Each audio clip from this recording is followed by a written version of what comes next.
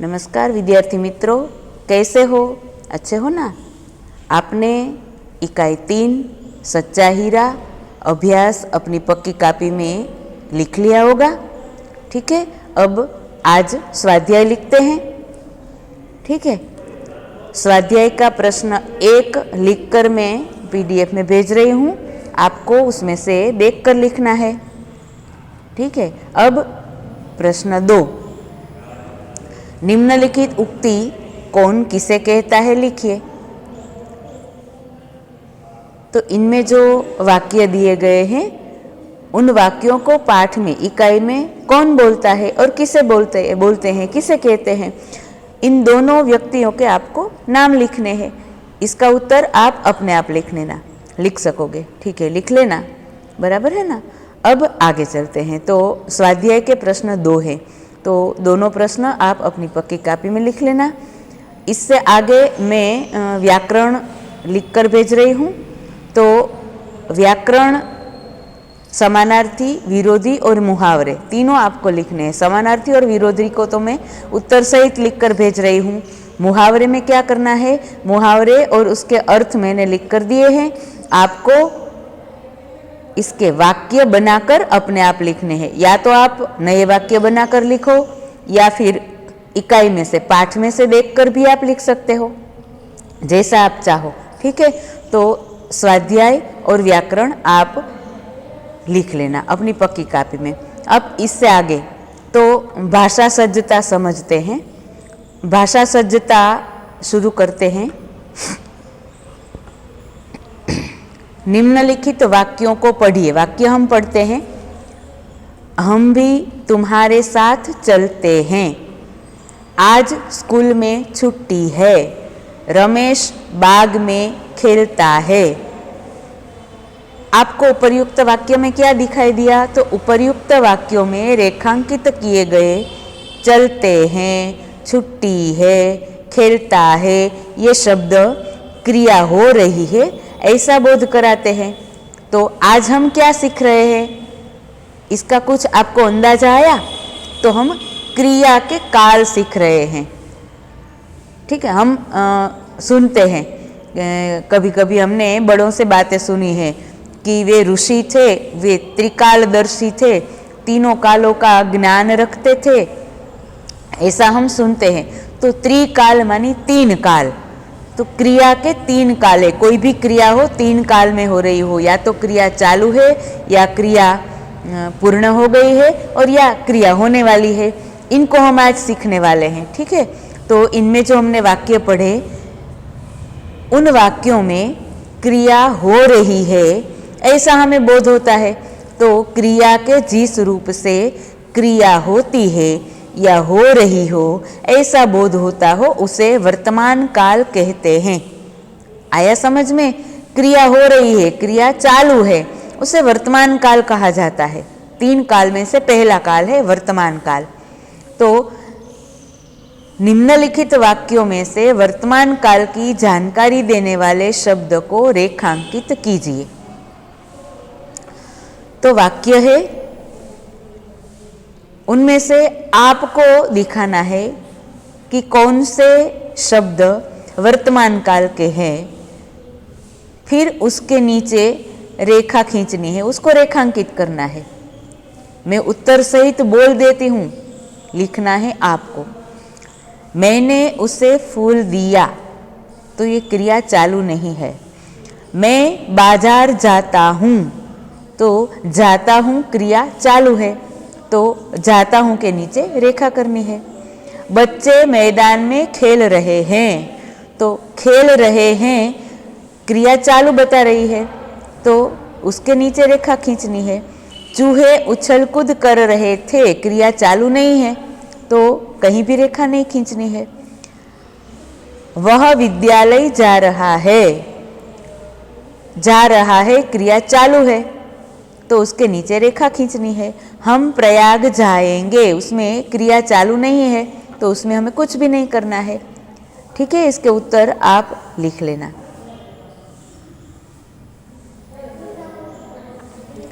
अब निम्नलिखित वाक्यों को पढ़िए।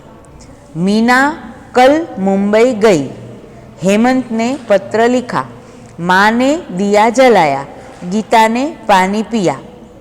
हमने 4 वाक्य पढ़े। उपर्युक्त वाक्यों में रेखांकित किए गए शब्द गई, लिखा, जलाया, पिया, क्रिया पूरी हो गई है ऐसा बोध कराते हैं।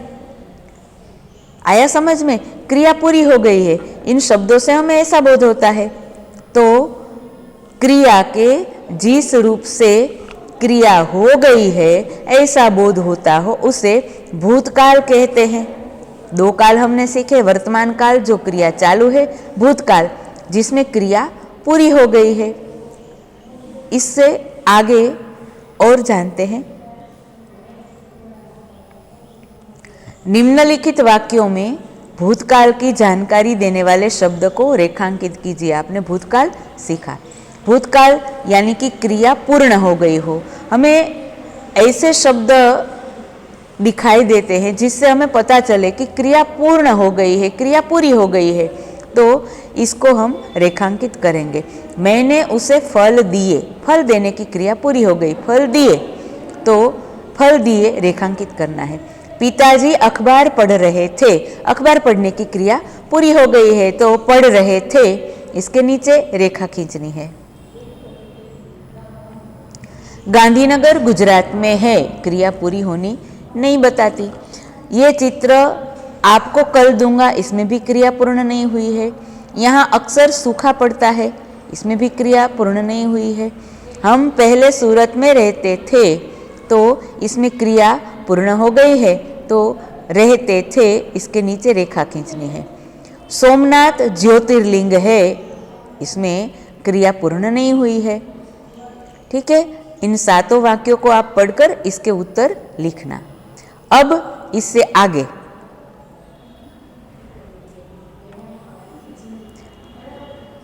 निम्नलिखित वाक्यों को पढ़िए।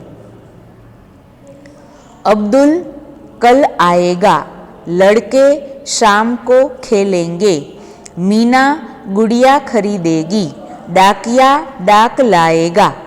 अब उपर्युक्त वाक्यों में रेखांकित किए गए शब्द आएगा, खेलेंगे, खरीदेगी, लाएगा, क्रिया होने वाली है, क्रिया हो नहीं रही है, पूर्ण भी नहीं हुई है, अब होने वाली है, इसका बोध कराते हैं। तो क्रिया के जिस रूप से क्रिया होने वाली हो ऐसा बोध होता हो उसे भविष्यकाल कहते हैं। आया समझ में?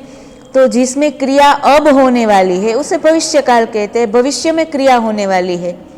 ठीक है, अब इसके भी वाक्य को आपको रेखांकित करना है। प्रश्न 1 है, उत्तर आपको लिखना है।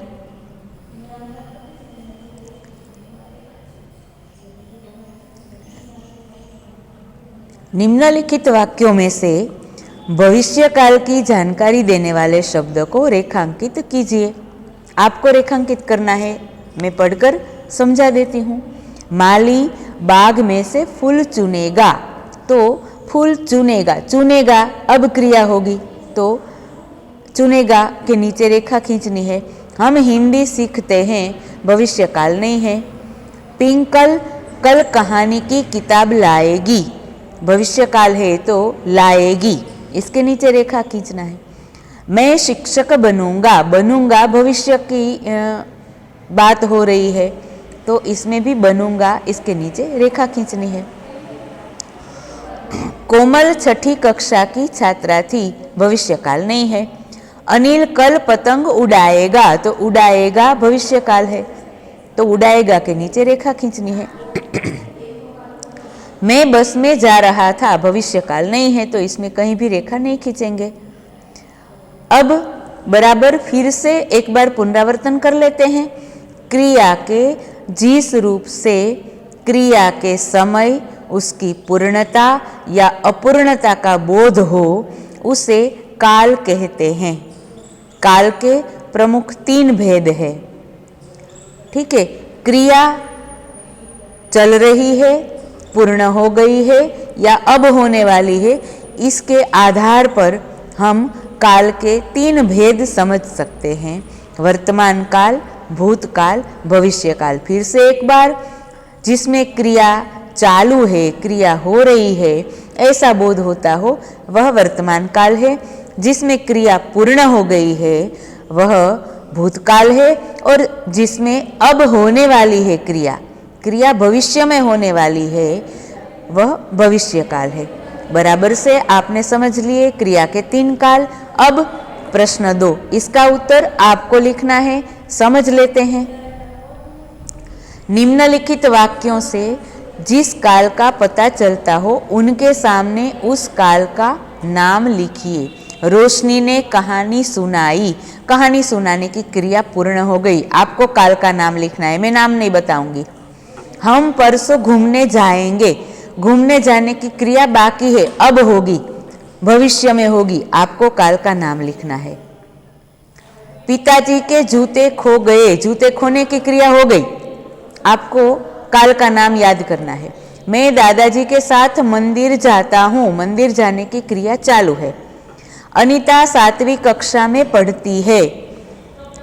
पढ़ने की क्रिया चालू है। मैं किताबें खरीदूंगी। किताबें भविष्य में खरीदने की बात है।